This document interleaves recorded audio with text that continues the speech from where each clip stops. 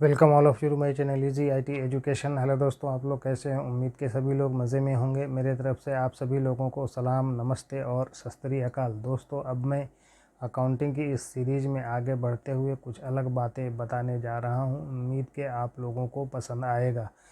जैसा कि आप लोग जानते हैं कि आज हर बिजनेस में अकाउंटिंग की ज़रूरत पड़ती है। इसे किस तरह अंजाम दिया जाता है उसी पर नज़र डालने वाले हैं और आपके कंसेप्ट को बेहतर बनाने जा रहे हैं। आज हमें हर जगह टैक्स देने की ज़रूरत पड़ती है और बग़ैर किसी लाग लगाव के हमसे टैक्स ले लिया जाता है। दूसरी बात यह भी है कि अगर हम टैक्स नहीं देंगे तो हमारा लेन देन दुरुस्त नहीं होगा, इसलिए हमें टैक्स देने की ज़रूरत पड़ती है। तो इसे किस तरह अंजाम दिया जाता है, इसके बारे में इस वीडियो में जानेंगे कि इसका प्राइमरी पहलू क्या है और इसे कैसे किया जाता है।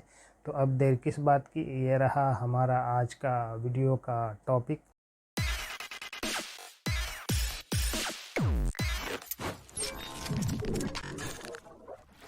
Rules of debit and credit in accounting. लेखांकन में डेबिट और क्रेडिट के नियम।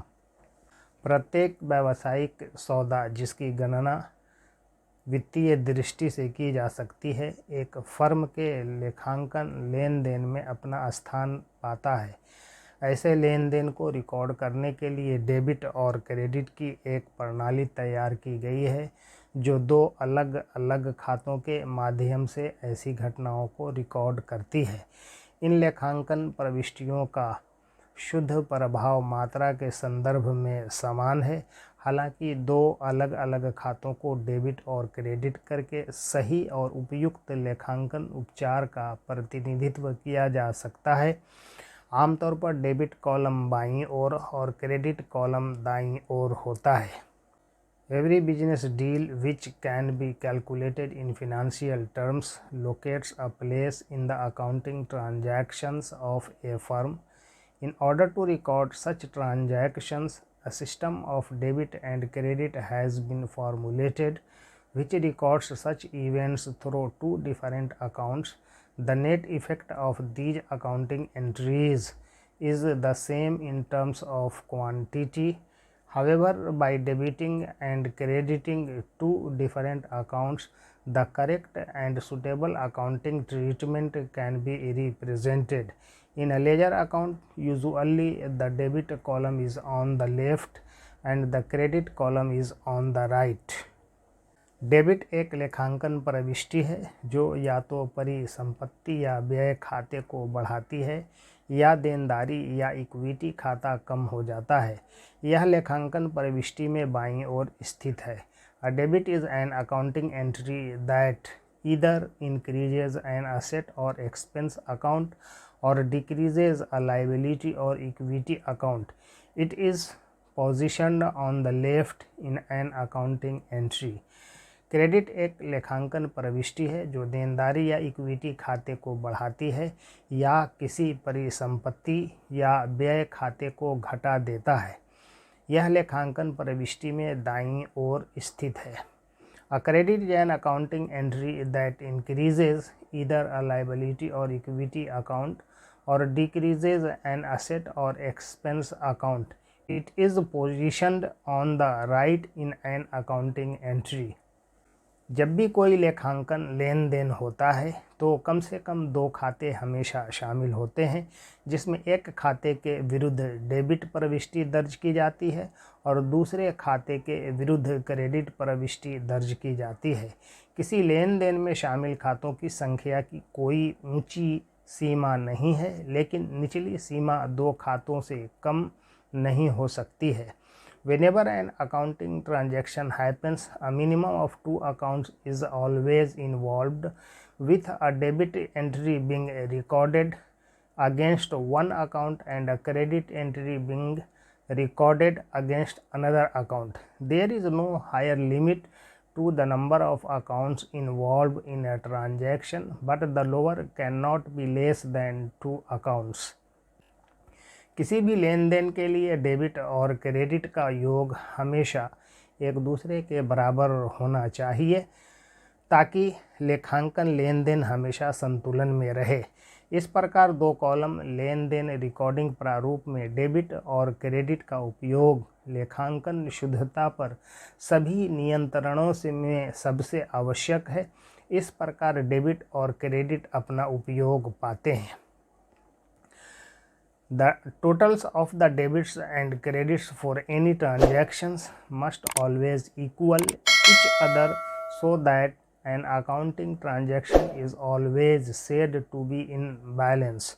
Thus, the use of debits and credits in a two-column transaction recording format is the most essential of all controls over accounting correctness. This is how debit and credit find their use.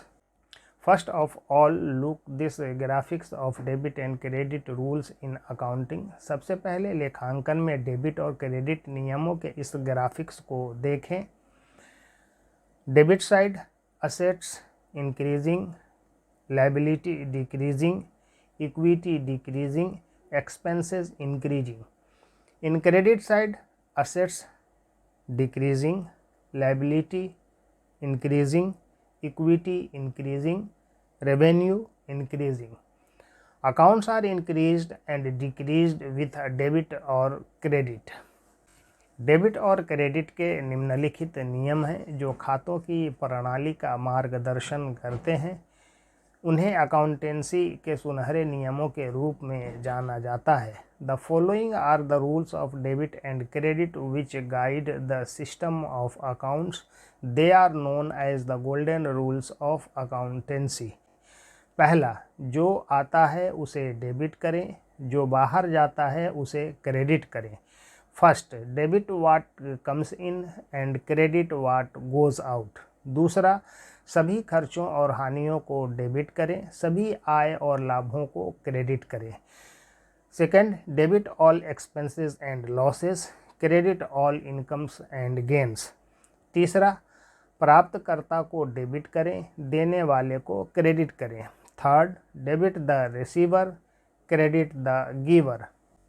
Debit और credit प्रविष्टि का विभिन्न खातों पर व्यापक प्रभाव पड़ता है।